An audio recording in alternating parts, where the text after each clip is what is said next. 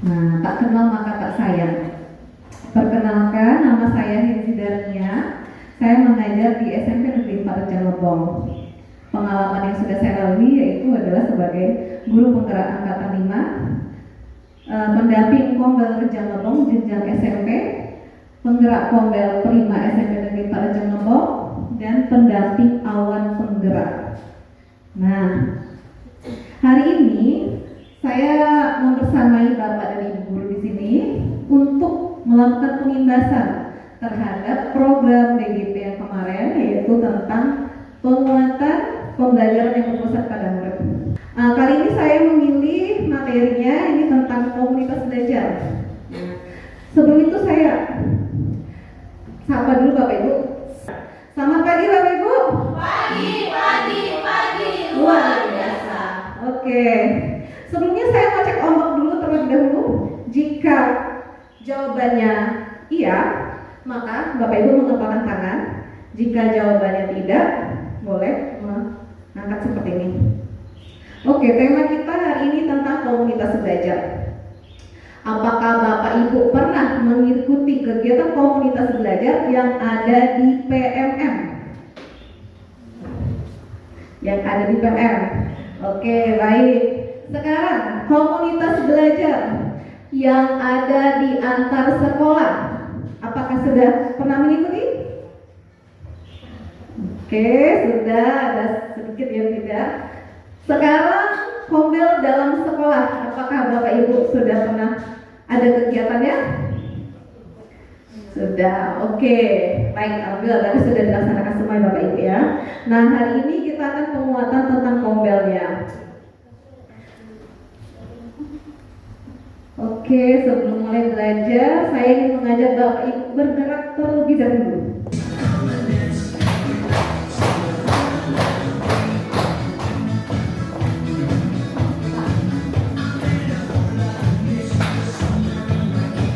Nah, ini kesepakatan kelas kita. Yang pertama, hadir tepat waktu. Sudah kita lakukan fokus berpartisipasi aktif pada kegiatan. Kegiatan ini tujuan sesi kita pada hari ini memahami pentingnya kaitan antara belajar, berbagi, berkolaborasi, dan mengetahui tentang komunitas belajar. Kemudian memahami alat bantu komunitas belajar. Semangat belajar, berbagi, dan berkolaborasi. Diskusi, ceritakan pengalaman Ibu dan Bapak saat belajar suatu hal secara terus-menerus dan berkelanjutan. Apa yang membuat Ibu Bapak belajar dan secara terus-menerus. Nah, yang ini saya minta Bapak dan Ibu berdiskusi, boleh dengan temannya berdua, kelompok berdua. Silakan ceritakan pengalamannya, saling mendengarkan. Yang tidak bisa berdua boleh bertiga. Bapak boleh, Pak Rizko dan Bapak Zakaria. Pengalaman ya Bapak ya, saat belajar terus menerus.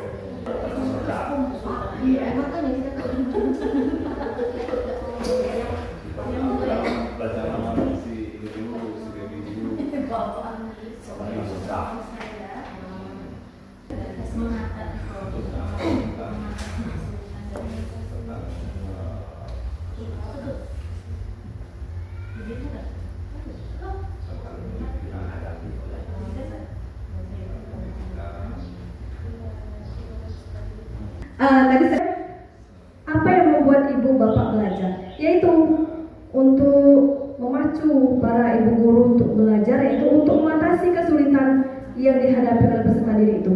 Apa sih yang membuat mereka kemauan itu kurang? Nah, seperti itu. Itu yang kami selalu pelajari dan selalu untuk belajar. Kemudian mencari solusi apa kendala atau apa hambatan dari anak tersebut. Kemudian secara terus-menerus yaitu untuk meningkatkan kompetensi guru dalam menyelesaikan masalah yang ada di kelas. Baik, itu saja pengalaman dari kami. Saya ucapkan terima kasih. Wassalamualaikum warahmatullahi wabarakatuh. Jadi dirangkum jadi satu ya. Oke, kita tampung dulu. Mulai kelompok 2. Assalamualaikum warahmatullahi wabarakatuh.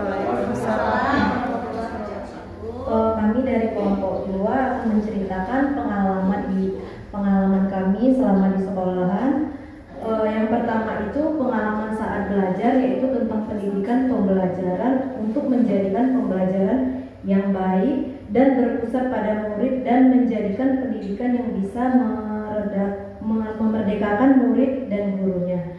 Dari pengalaman tersebut sehingga saya selalu belajar dan mengembangkan kompetensi diri baik dari melalui komunitas belajar dan melalui PMM secara mandiri.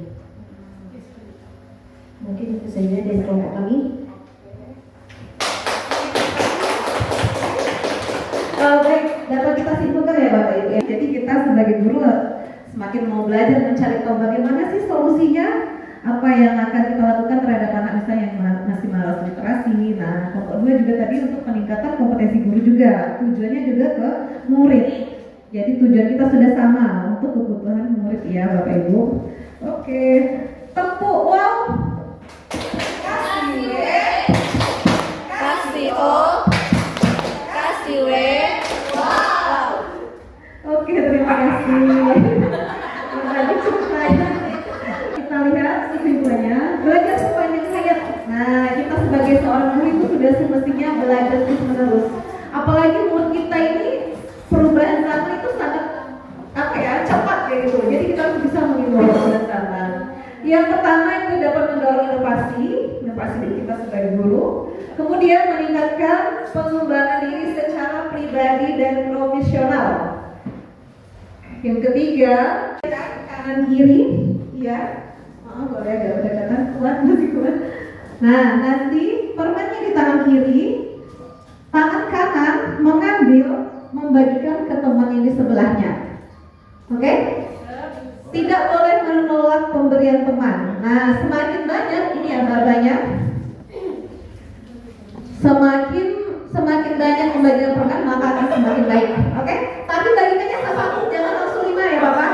Ya, jangan langsung 5. Oke. Ayo, tapi ada jatuh.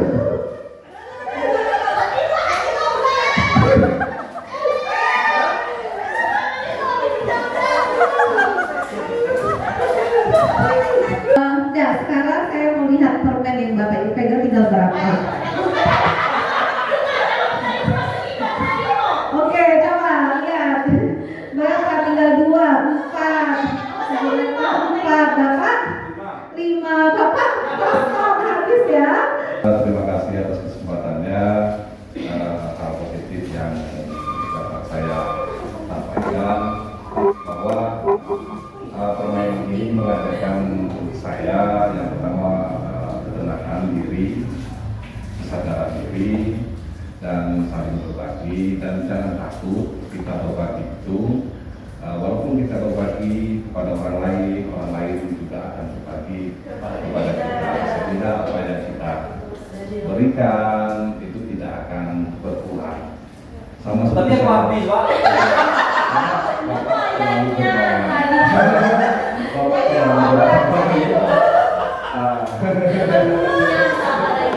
Iya, mungkin sebelahnya tidak mau berbagi. Tidak mau berbagi. Dia seperti ini sih, Pak.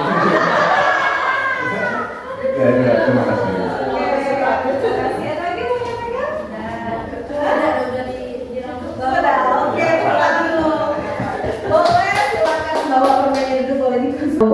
Konsepnya berbagi, kalau bisa jangan sampai tangan kita kosong. Ketika kita mau berbagi, kita juga harus mau menerima. Misal dikatakan ilmu, apa yang kita bagikan orang, nanti kalau orang bagikan ke kita, kita juga terima apa yang disampaikan. Kayak gitu. Yang idealnya adalah seperti Bapak tadi, tetap dapat 5 permen, jadi konstan berbaginya. Mau menerima dan juga mau berbagi. Ya, sama-sama. Mungkin Pak Zakaria harus dikasih semua. Ini sempat tidak mau berbagi. Iya Bapak ya. Ya, hanya permainan ya Bapak Ibu. Saya yakin semuanya di sini mau berbagi dan mau belajar. Ini sudah insight apa yang Bapak Ibu dapatkan tadi sudah ya. Nah, makna permainan tadi ini perlu keseimbangan dalam proses berbagi dan menerima. Siap menjadi murid dan pada kesempatan lain juga siap menjadi guru. Sama dengan murid, kita tidak mungkin kita belajar dari murid ya Bapak Ibu.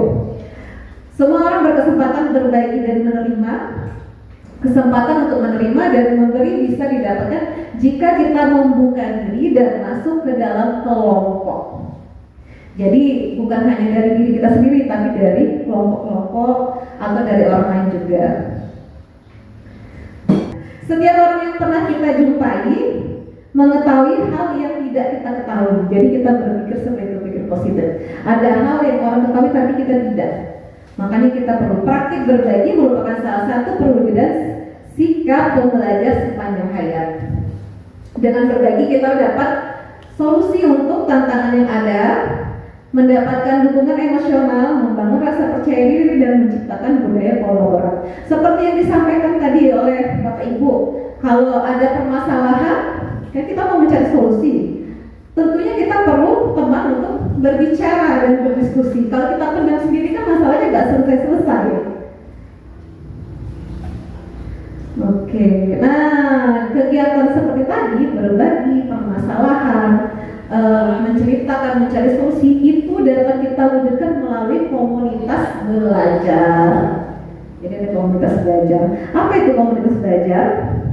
Nah ini, komunitas belajar adalah sekelompok GTK yang belajar bersama, berkolaborasi secara terjadwal dan berkelanjutan dengan tujuan yang jelas serta terukur, meningkatkan kualitas. Tujuannya adalah meningkatkan kualitas pembelajaran sehingga berdampak pada hasil belajar murid.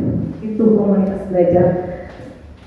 Jangan lupa komunitas belajar merupakan strategi utama kunci dapat meningkatkan kemandirian GTK untuk meningkatkan kualitas pembelajaran melalui aktivitas kelompok seperti belajar bersama, menyelesaikan tantangan dalam pembelajaran, berbagi praktik, memberikan umpan balik yang efektif, dan bagian penting adalah menerapkan hasil ombel pada pembelajaran di kelas, sehingga tujuannya meningkatkan kualitas pembelajaran demi berdampak pada pembelajaran. Jadi komunitas belajar itu tujuannya adalah murid. Nah, kita sebagai guru sudah selayaknya kita harus selalu belajar, selalu mencari kalau masalah. Bukannya kita keluhkan saja, tapi kita diskusikan, kita cari solusinya bersama-sama. Kegiatan itu bisa dilakukan pada komunitas belajar. Dalam sekolah, oke. Dalam kelompok diskusikan dua hal berikut. Nah ini ada pertanyaan pas ya. Atau kita langsung aja mau diskusi kelompok atau langsung boleh tunjuk tangan. Apakah MGMP, MGWK, KKG, MKKS, KKS, MKPS dan sejenisnya adalah komunitas belajar? Nah, kira-kira bagaimana Bapak Ibu? Tadi? Oke, Bapak boleh menjawab yang pertama, Bapak? Boleh. Terima kasih. Kalau menurut saya, semua kelompok tersebut itu merupakan komunitas belajar. Apakah rapat dewan guru, lulusan, rapat danapos itu dikategorikan komunitas belajar? Kalau rapat, ya kan, kelulusan, kalau rapat dewan guru mungkin bisa rapat kelulusan, tapi kalau rapat danapos mungkin belum dikatakan komunitas karena skala besar dan tidak ada terjadwal. Kelulusan rapat danapos dapat dikategorikan sebagai komunitas belajar, kalau kami sebut tidak. Alasannya apa? Karena sifatnya tidak terus menerus dan mungkin sifatnya juga tidak memang agendanya bisa agenda tahunan, agenda berkala, tetapi mungkin dalam hal ini program dan juga yang lainnya mungkin tidak secara kontinu. Itu saja. Ada permasalahan apa biasa ada ya Pak ya di rapat ya. Nah itu juga bisa kita jadikan kegiatan komunitas belajar. Alangkah baiknya sekarang kegiatan seperti itu kita arahkan ke dalam kegiatan komunitas belajar. Dalam sekolah itu yang ada di sekolah Bapak Ibu, biasanya dia terjadwal. Komunitas belajar dalam sekolah itu kalau tahun dulu boleh sebulan itu 2 kali atau sebulan sekali. Tapi sekarang peraturan pemerintah sekarang itu 1 minggu 1 kali selama 1 jam kegiatan tombel itu wajib ada di sekolah ketika di era zamannya kurikulum merdeka. Waktunya berapa menit? Waktunya biasanya cukup 1 jam, boleh 60 menit, dan tapi dilakukan tidak di jam tidak mengganggu jam pelajaran anak-anak, tapi masih jam efektif. Kalau kami di SMP itu sebenarnya jam wajibnya itu kita guru sampai jam 4 ya kalau nggak salah. Kalau SD ini dari mana kira-kira Bapak? Jam wajibnya sampai jam berapa biasanya? Jam 12? 5. Nah, jadi bisa ngambil kesempatannya untuk melakukan komunitas belajar. Kemudian ada komunitas belajar antar sekolah. Nah ini yang tadi benar ya, ada KKG, ada MGMP. Nah itu salah satu komunitas belajar antar sekolah. Dan komunitas belajar dari di PMR. Nah ini komunitas belajar yang ada di PMR. Bapak Ibu mengikuti webinar-webinar itu adalah yang daring. Jadi kalau orang tanya ada berapa jenis komunitas? Ada 3 jenis. Yang wajib ada aksi nyata di PMR kalau kita mau untuk kombel itu adalah kombel daring. Kalau 2 kombel ini dalam sekolah dan komunitas belajar antar sekolah itu tidak wajib kita menyelesaikan aksi nyata. Jadi yang di sekolah boleh kita berkumpul bersama Bapak Ibu, bercerita, berbagi, ngobrol bersama lah, membahas tentang anak. Tujuannya tapi jelas terukur kayak gitu. Nah itu komunitas belajar dalam sekolah. Ini fokus komunitas belajar. Yang pertama, jadi komunitas belajar itu kalau dulu hanya berpusat pada pembelajaran tahun kemarin. Tahun sekarang sudah ada 2, berpusat juga pada peningkatan kompetensi GTK. Nah, yang berpusat pada pembelajaran murid, kombel yang berfokus pada pembelajaran murid, kegiatan dalam kombel berfokus pada peningkatan pembelajaran murid. Kolaborasi bertujuan untuk meningkatkan kualitas pembelajaran, menyelesaikan tantangan pembelajaran. Pada kombel ini aktivitasnya menggunakan siklus inquiry. Jadi ada refleksi awal, kemudian ada perencanaan, ada implementasi, ada evaluasi, dan kembali lagi ke refleksi awal nanti. Contohnya tadi seperti yang disampaikan Ibu Reta, ada permasalahan anak susah baca ya, tidak semangat membaca ya. Nah itu merupakan refleksi awalnya itu. Nah dari sana misalnya kita berkumpul nih sama-sama, apa sih akan kita lakukan supaya anak ini mau semangat belajar membacanya, semangat termotivasi. Nah itu bisa kita masukkan ke dalam prosesnya perencanaan, apa yang akan kita lakukan dengan anak tersebut, atau kita akan menyusun rencana program apa yang bisa kita lakukan supaya anak-anak kita senang membaca. Nah implementasi menerapkan, misalnya nih tadi sudah diskusi, seandainya ketemu solusi, dengan ngobrol sama-sama lebih banyak solusinya kan. Apakah kita menyiapkan pojok baca, mengajak anak. Kemudian yang kedua, berpusat pada peningkatan kompetensi GTK. Fokusnya, kombel yang difokuskan untuk belajar dan berbagi sebagai upaya untuk meningkatkan kompetensi GTK. Kegiatan dan kombel fokus pada penggunaan gap kompetensi GTK untuk dapat menjalankan peran dan tugasnya dengan optimal. Sudah tahu perbedaannya ya Bapak Ibu? Nah, yang mana yang lebih banyak dilakukan sebenarnya di suatu komunitas belajar dalam sekolah kita? Porsi yang lebih besar adalah porsi dari pembelajaran murid, fokus ke sana. Jadi misalnya 20% peningkatan GTK, 80%-nya ke pembelajaran murid. Tapi tetap Bapak Ibu kita lihat kebutuhan sekolah kita dulu. Seandainya kalau di sekolah sudah menguasai semua nih, kompetensinya sudah meningkat semua. Sekolah-sekolah yang baru benar-benar IKN, dia masih belum tahu apa sih kurikulum mereka seperti apa. Nah dia perlu memperbanyak kombelnya tentang berpusat pada peningkatan kompetensi guru dan tekniknya. Jadi bisa disesuaikan Bapak Ibu ya. Kalau kita udah jalan 2 tahun, itu udah menguasai misalnya. Murid telah belajar hal tersebut. Itu juga bisa menjadi poin-poin pertanyaan untuk memicu diskusi kita. Kemudian yang ketiga, bagaimana respon kita jika ada murid yang tidak belajar? Nah, apa yang kita lakukan? Terus bagaimana kita akan memperkaya pembelajaran murid untuk murid yang sudah mahir? Maksudnya murid-murid yang punya cerdas istimewa ya, sudah tinggi, sudah bagus, sudah mahir. Itu boleh diskusikan. Pertanyaannya, apakah keempat pertanyaan kritis ini harus digunakan saat kita diskusi di komunitas belajar. Tidak ya Bapak Ibu, boleh salah satu saja dari pertanyaan itu, boleh salah satu saja. Itu sama tim kecil, jadi di Komdel itu ada tim kecil kan Bapak Ibu. Tim kecil ini yang bertugas untuk menyusun mengajak teman-temannya berkumpul, apa sih kebutuhan ibu, kebutuhan bapak, dirangkumlah di sini nanti. Kemudian memfasilitasi rencana kegiatan belajar berdasarkan hasil analisis. Apa saja sih kegiatan yang akan kita lakukan dalam Komdel kita, misalnya selama 1 semester ini, atau selama program kerja ini ya, atau selama 1 tahun. Kemudian mencari fasilitator pembelajaran yang relevan terkait kebutuhan belajar.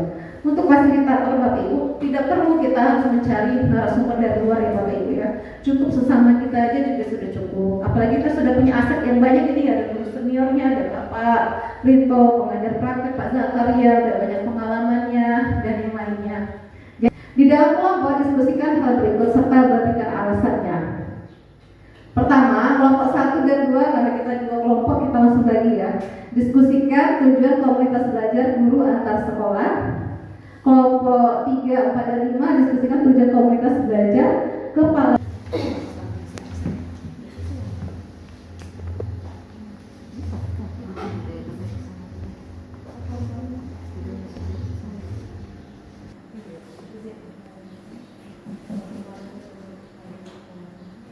Boleh sampaikan dulu Pak. Pertanyaan yang kedua, kepala sekolah ya. Ya, terima kasih atas kesempatannya. Tujuan Komdel KS Komunitas Belajar Kelas Sekolah, yang pertama karena tempatnya kecil jadi cuma 2 ini. Yang pertama itu untuk meningkatkan mutu sekolah melalui anggaran dana sekolah berdasarkan rapor sekolah. Ya, itu yang pertama. Jika kita berkumpul melalui komunitas belajar antar kepala sekolah, kita membahas itu untuk meningkatkan pertama mutu sekolah, baik di bidang pembelajarannya, berpusat pada siswa, saprasnya, dan lain-lain berdasarkan rapor sekolah masing-masing, yakni di mana letak kekurangannya akan menjadi sebuah tantangan, apakah di numerasi, apa di literasinya, dan lain-lainnya. Baik, kami dari kelompok 2, hasil diskusi kami, ada tujuan komunitas belajar guru antar sekolah menurut kami, yaitu yang pertama meningkatkan kompetensi pendidik, meningkatkan kompetensi pendidik. Sehingga ketika mereka berkumpul, mereka bisa berkomunikasi bagaimana cara meningkatkan kompetensi yang ada di diri para pendidik. Kemudian membangun budaya belajar bersama. Dengan berkumpul, bertemu, diskusi, akhirnya belajar saling diskusi. Kemudian mendapatkan informasi terbaru tentang dunia pendidikan melalui kegiatan pertemuan atau komunitas belajar antar guru. Hal-hal baru yang nanti ada di dunia pendidikan nanti dibicarakan, bertemu, selalu membicarakan tentang apa yang muncul di dunia, hal-hal baru yang muncul di dunia pendidikan. Dan yang terakhir yaitu meningkatkan kualitas pembelajaran dan hasil belajar siswa. Tentu ketika berkumpul, hal utama yang ingin dicapai adalah meningkatkan kualitas pembelajaran. Kemudian hasil akhir yang diharapkan adalah meningkatnya hasil belajar siswa. Itu yang diharapkan. Menurut kelompok kami, tujuan komunitas belajar untuk guru yaitu sebagai wadah bagi guru untuk berbagi pengalaman ataupun masalah yang mereka hadapi saat sekolah, yaitu masalah gurunya sendiri ataupun masalah terhadap muridnya.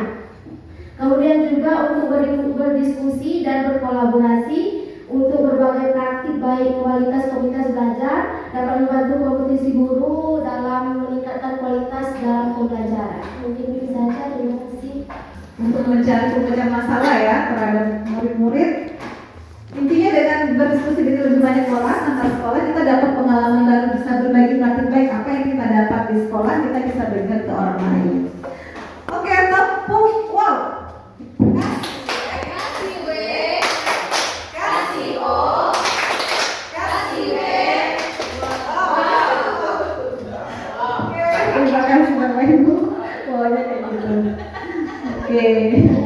Nah nih, alat bantu dari komunitas belajar ya.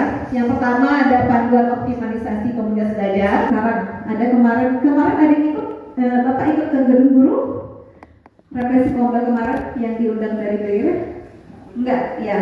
Nah jadi untuk mengisi, jadi komunitas belajar dalam sekolah itu tidak bisa dipantau lewat KMA ya Bapak Ibu ya. Jadi lewat instrumen refleksi komunitas belajar. Baik, apa yang dapat saya lakukan lebih baik di saat pendidikan saya setelah menerima materi ini? Identifikasi berdasarkan peran, hal-hal apa saja yang masih perlu didalami lebih lanjut terkait dengan materi ini. Ini ke refleksi ya Bapak Ibu ya. Boleh Bapak Ibu menuliskan di sticky note ya. Setiap bulan jangan lupa mengisi instrumen. Refleksinya sudah selesai. Siapa yang bisa bantu menyampaikan? Boleh 1 atau 2 orang Bapak Ibu? Oke, Bapak saya. Terima kasih. Apa yang kami dapat pada hari ini adalah yang pertama pentingnya, yaitu mengaktifkan kegiatan daripada komunitas belajar. Karena ini salah satunya untuk meningkatkan kompetensi guru dan hasilnya yaitu harapan kita untuk peningkatan kualitas daripada siswa atau murid kita. Berikutnya yang kedua menyebut yang kedua tadi yaitu kiat-kiat yang apa yang didapat, yaitu kiat-kiat kita itu dalam meningkatkan ketertiban komunitas belajar. Jadi bagaimana caranya seperti disampaikan itu tadi, memang kita untuk berbuat yang terbaik daripada yang terbaik itu sulit, ya sulit. Jadi harapan kita dengan ada juga ya kita menerima materi pada hari ini, insya Allah walaupun berat, Bu Loli, ya, nah, insya Allah kedepannya kita adakan perubahan, ya, nah, jadi berubah ke depan. Itu saja, Bu. Terima kasih. Yang pertama, saya setuju dengan Pak Zakaria tadi harus ada perubahan. Ya, perubahan semuanya termasuk perubahan yang baru di segala bidang. Jadi kita harus mengaktifkan global yang ada.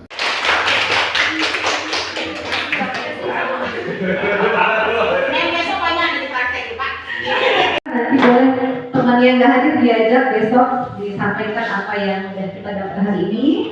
Dan ingat tidak perlu komunitas belajar, tidak perlu biaya besar ya Bapak Ibu, tapi kesadaran diri kita, karena kesadaran kalau kita juga harus belajar. Baik, itu dari saya, lebih dan kurang saya mohon maaf kalau ada salah Bapak Ibu. Terima kasih untuk waktu dan kesempatannya. Saya sangat berterima kasih. Saya akhiri kegiatan kita hari ini. Assalamualaikum warahmatullahi wabarakatuh.